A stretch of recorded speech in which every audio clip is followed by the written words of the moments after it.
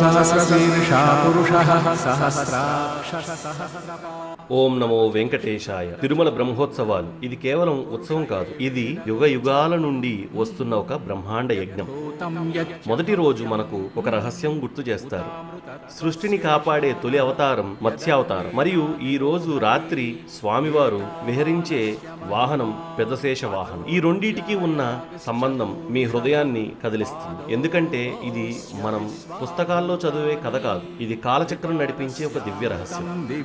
ప్రళయ తరంగాలు ఉగ్రంగా ఎగసిపడుతున్నాయి, లోకాలన్నీ నీటిలో మునిగిపోతున్నాయి. ఆ సమయంలో ఒక చిన్న చేప సత్యవ్రత మహారాజు పాత్రలో ప్రత్యక్షమైంది. అతడు దానిని కాపాడగా ఆ చేప క్షణంలో పెరిగి కుండలోంచి చెరువుకు, చెరువులో నుండి నదికి, నదిలో నుంచి సముద్రానికి వెళ్ళినా కూడా ఆ చేప మరింత మహావిశ్వరూపాన్ని దాల్చింది. అప్పుడు ఆ మత్స్యం ఇలా పలికింది, సత్యవ్రత, నేను మహావిష్ణువును. ప్రళయంలో వేదాలు, ఋషులు, జీవజాలం అంతరించిపోకుండా కాపాడడానికి వచ్చాను. ఒక మహాపడవను కట్టించు, అందులో సమస్త ఋషులను, జీవరాశులను, వేదాలను ఉంచు. ప్రళయం ప్రారంభమైతే నా కొమ్ముతో ఆ పడవను లాగి రక్షిస్తాను. అలాగే జరిగింది. ప్రళయ సముద్రంలో మహావిష్ణువు మత్స్యరూపంలో తన కొమ్ముతో ఆ పడవను లాక్కెళ్లాడు. అప్పుడు వాడిన తాడు ఆదిశేషుడు. వేదాలు, ఋషులు, జీవరాశులు సురక్షితంగా నిలిచాయి. జ్ఞానరక్షణ యొక్క ఆద్య అవతారం మత్స్యావతారం.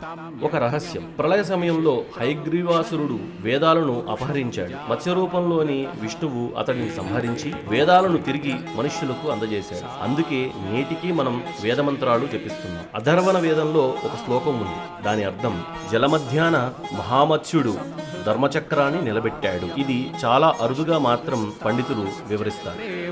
ఇప్పుడు పెద్దశేష వాహనానికి సంబంధం, అది శేషుడు, అతడే కాలచక్ర స్వరూపం. మత్స్యుడు ప్రళయంలో పడవను లాక్కెళ్ళినట్లే శేషుడు సృష్టి సముద్రంలో కాలచక్రాన్ని మోస్తూ లోకాలన్నిటినీ నిలబెడతాడు. అందుకే తొలి రోజు రాత్రి పెద్దశేష వాహన సేవ యాదృచ్ఛికం కాదు, ఇది ఒక రహస్యం. ప్రళయాన్ని అధిగమించే శక్తి, సృష్టిని నిలబెట్టే శక్తి. మత్స్యావతారం సృష్టి నిలిచిన మొదటి క్షణం, పెద్దశేష వాహనం కాలచక్రం కొనసాగుతున్న నిత్య క్షణం. రేపు మరొక అవతారం, మరొక వాహనం, అద్భుతమైన రహస్యాలు మీ ముందుకు రాబోతున్నాయి. మన తిరుమల బ్రహ్మోత్సవాల సిరీస్ ని తప్పక ఫాలో అవ్వండి. శ్రీ వెంకటేశ్వర స్వామి కృప మీ అందరిపై ఎల్లప్పుడూ ఉండాలని కోరుకుంటూ ఓం నమో వెంకటేశాయ.